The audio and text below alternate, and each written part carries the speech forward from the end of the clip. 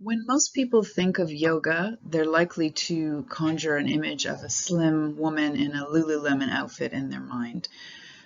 There's a long history for why that's the case, but I want to bring us back to the original source of the yoga tradition, which is one of the six darshanas, so the orthodox philosophical systems of Hinduism, and it's a complex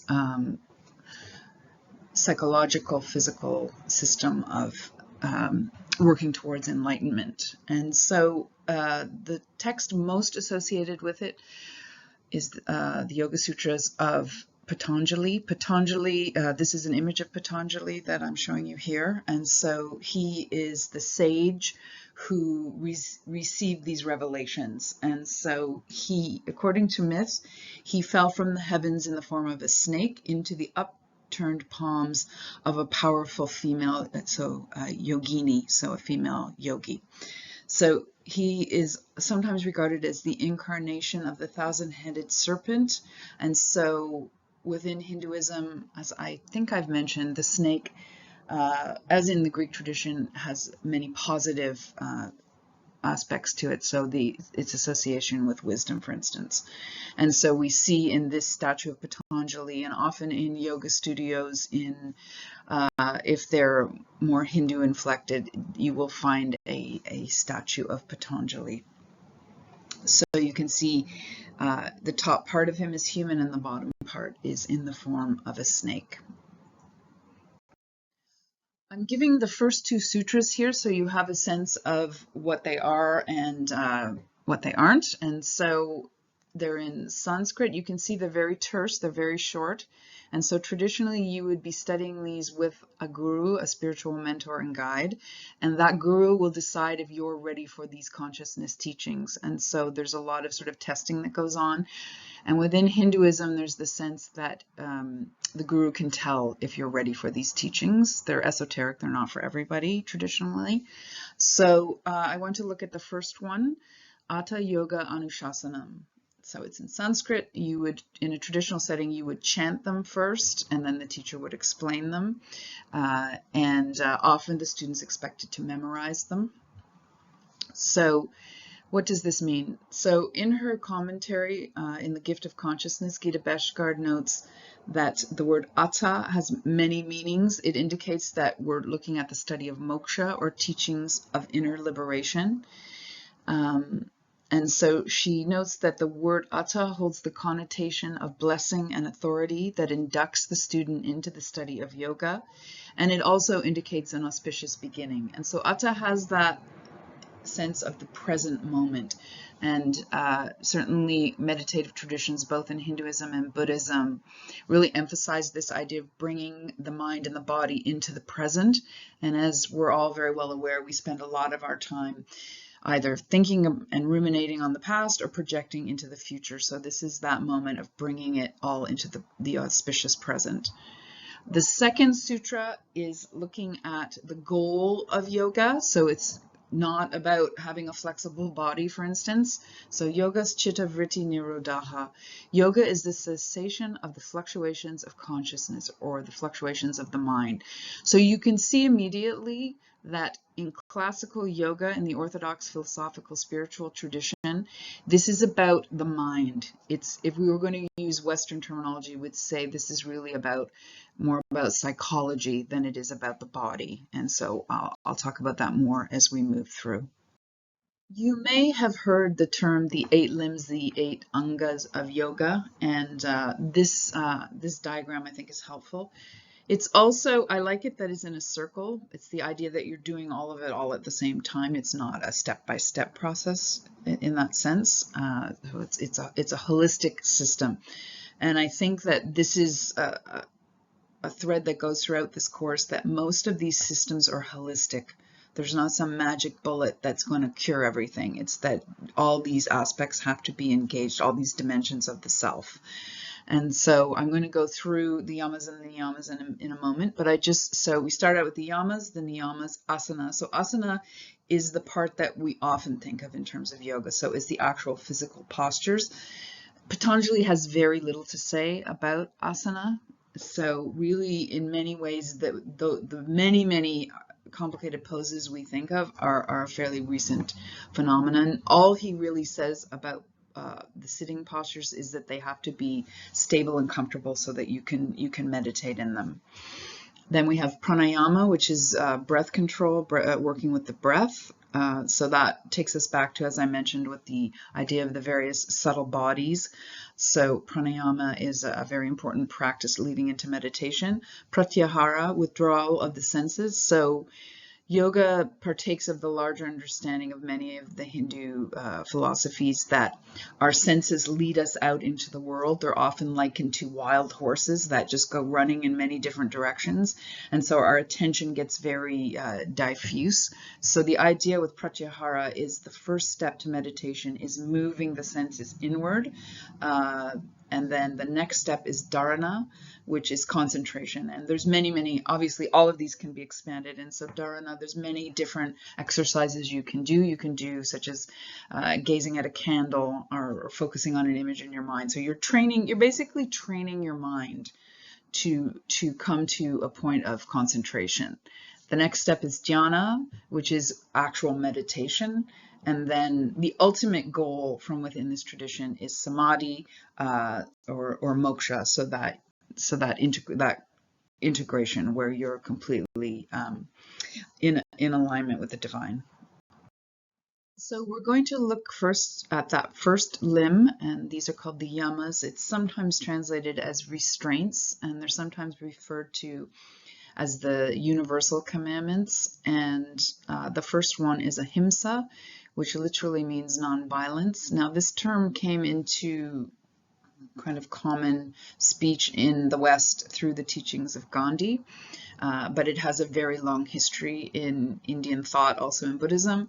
So the idea that in order to undertake a spiritual life, or really this is incumbent on anybody, you need to be nonviolent. And so obviously this refers to physical violence, but it's not just physical violence. It can refer to the way you speak to other people, the way you treat other people, the way you treat animals, the way you treat the environment, and so on. So this is the idea of doing no harm to any sentient being. And usually the idea of going beyond just not doing harm, but also wishing them well. Number 2, satya, truth. So this is, I don't think I have to unpack this very much. This is certainly found in all the world's religious traditions, the idea of truth being central to a religious life. Asteya, taking only what is needed, not stealing. Again, anyone familiar with the Ten Commandments has heard this one, and it's common across culture. So the idea of not stealing, that's a very obvious one, but also it's also understood as not only taking what is needed. So this can be brought into the more contemporary period as a form of kind of minimalism. Number 4, brahmacharya. So traditionally this was celibacy, and it would have meant celibacy. And so certainly even now in India, there are millions of people, male and female, that have renounced the world and they're celibate and they give up all their property and they don't own anything. So this is very common to ascetic traditions of monks and nuns that we see across religions.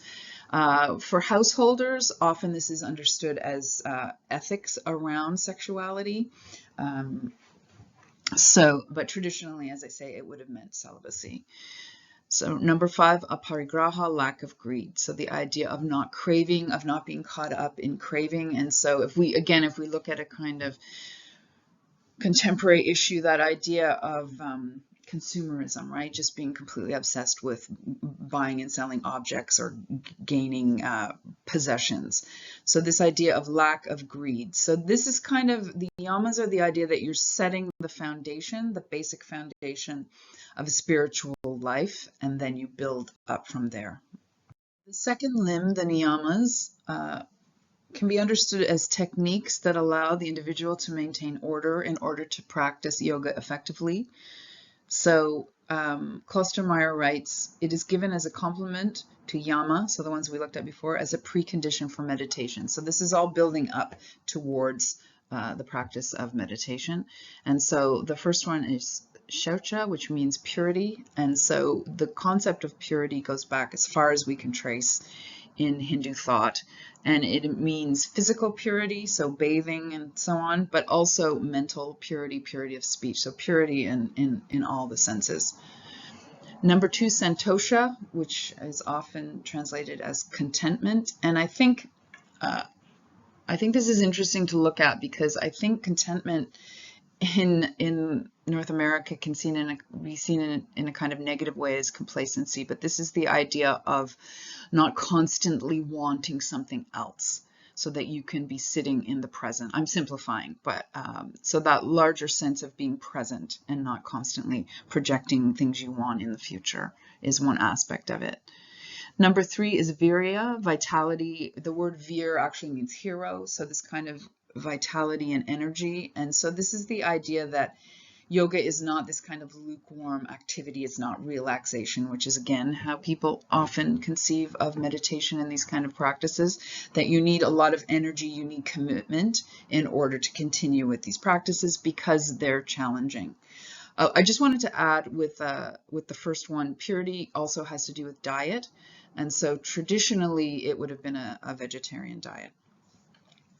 So number 4, svadhyaya, self-reflection. And so this can include reading of sacred texts and reflecting on them and reflecting on how they apply to your life and your behavior. So so the reading of sacred texts is a very important part of development within this tradition. Number 5, Ishvara Pranidhana, devotion to God. And so this is, in Patanjali's system, this is there is a devotional element in it. And so devotion to God is seen to be also a way of breaking down ego and setting the stage for the practices of yoga. I want to turn now to looking at yoga in the Bhagavad Gita. And the Bhagavad Gita, some of you will have heard of, is very well-known spiritual text in the Hindu tradition. And so it's sometimes been called a synthesizing text, looking at all these different orthodox schools, and also in many ways bringing them more to the householder. So traditionally, yogis would have been renounced people, men and women who don't participate in daily life, but as householders. But with the Bhagavad Gita, we see it much more coming into the hands and thought of normal people. And so I want to look at what the Bhagavad Gita has to say. Now, just before I move on, I just wanted to state the Bhagavad Gita is set up as a dialogue between the god Krishna and the great warrior Arjuna. And so Krishna is advising Arjuna. A person is said to have attained yogic perfection when there is no desire for sensual pleasures or attachment to the fruits of work, and has renounced all personal selfish motives.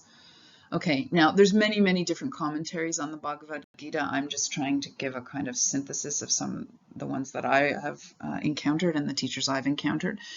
So there's no definitive definition of what's being said here. I just wanted to say that at the outset. So the idea that you've achieved the highest goal when there's no desire for sensual pleasure. So that's very much a part of most Hindu philosophy, that idea that you're not seeking the things of the world. You're not being attached to those outgoing senses or attachments to the fruits of work. This is pretty much unique to the Bhagavad Gita in my experience, this idea that you do act in the world, like you may have a job or a career or other occupations, but you're not attached to the outcome. And so I could spend a whole lecture talking about this, because I realize that can sound counterintuitive, the idea, why would you do something if you're not attached to the outcome? But according to the Bhagavad Gita, this is a form of yoga, to go about your work without attachment. You're doing it because it's the correct thing to do, from religious motivations, for instance, and how the outcome is not in your hands. So you can see, just to pull this out for a minute, if we take it right back to the beginning of looking at why perhaps religious people tend to be more mentally and physically healthy, you can see immediately, if I have that philosophy, I'm not wrapped up in the outcome of what I'm doing, and so I'm not going to be getting upset about it. So if I have a preconceived notion in my mind of how my life is going to go, for instance, I can spend a lot of it very upset because it's not turning out that way. So this is very much the idea of this being in the hands of the divine, and it's not up to me to control it. The only locus of control I have is of my own actions, which I have to do in this kind of devoted way. Also, the yogi is someone who has renounced all personal selfish motives. So this is obviously recognizable in any religious tradition, that you're not being driven by these selfish, egotistical motivations, that you're doing what you do, again, because of that devotion, but also for the good of others.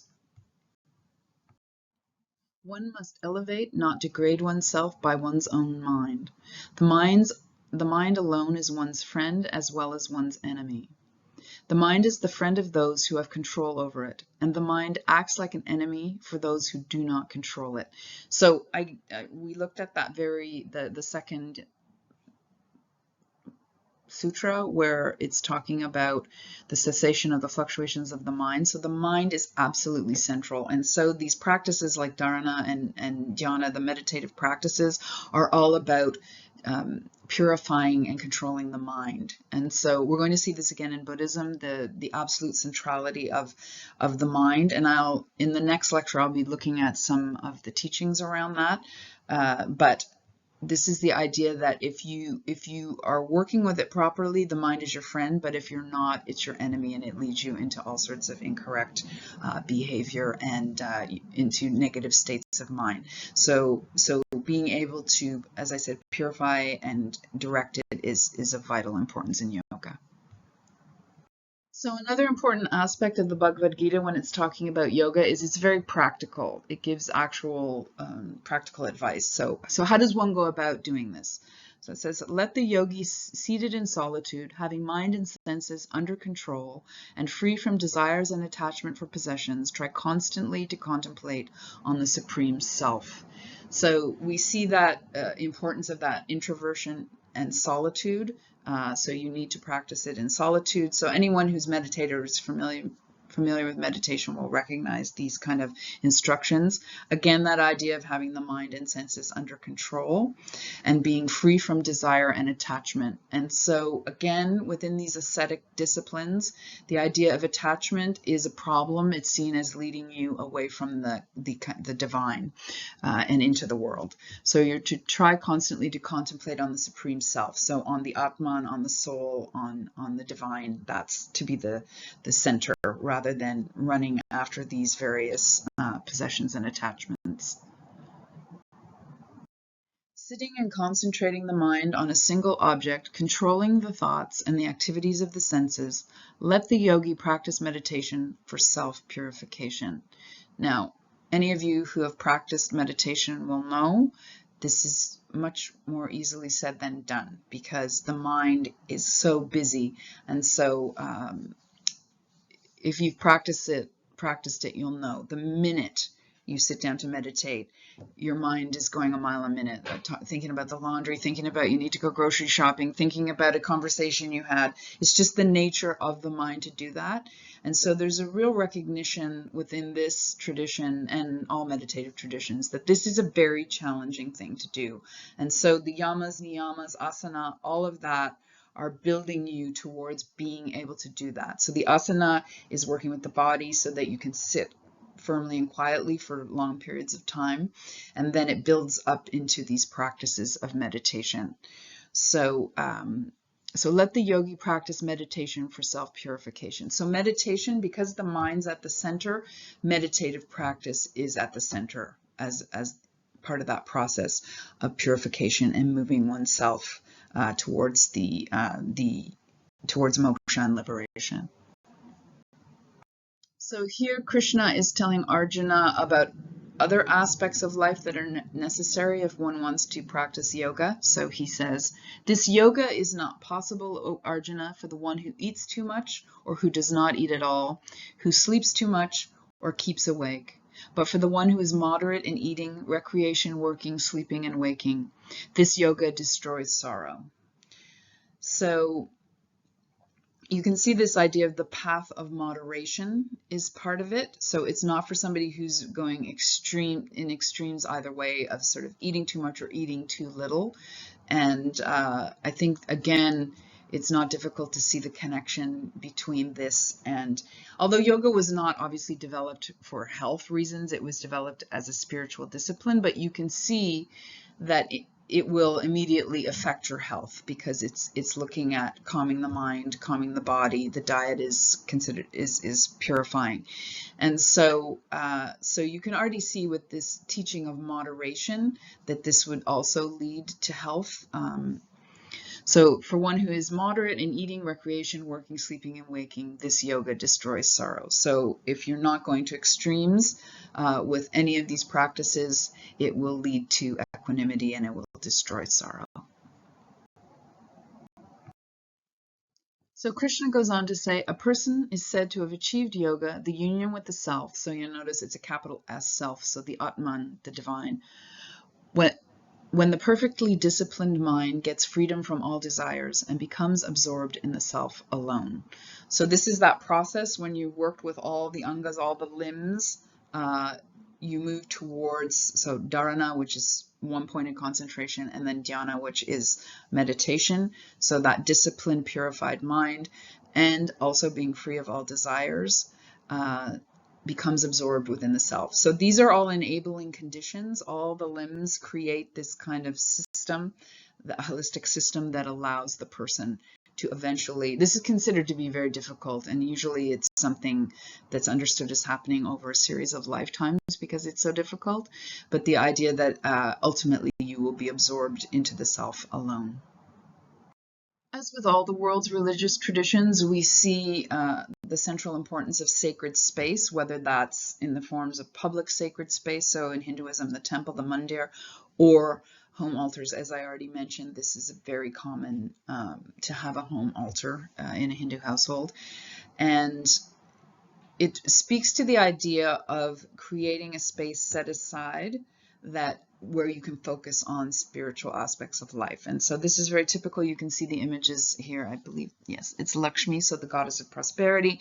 Depending on what that that image is very common for all Hindus. Lakshmi is probably worshipped by almost all Hindus, but the altar will vary depending on which gods and goddesses the family is worshipping.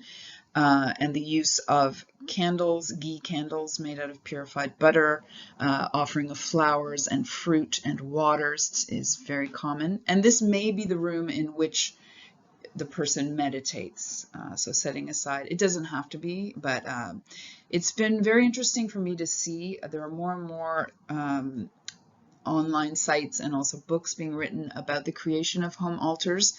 And over the years, I've had students tell me that it tends to be more in Catholic homes, but correct me on the discussion boards if you know of other examples in Christianity. But in Roman Catholicism, this is also apparently a common practice to have a shelf or even to have a whole room that's a kind of prayer room.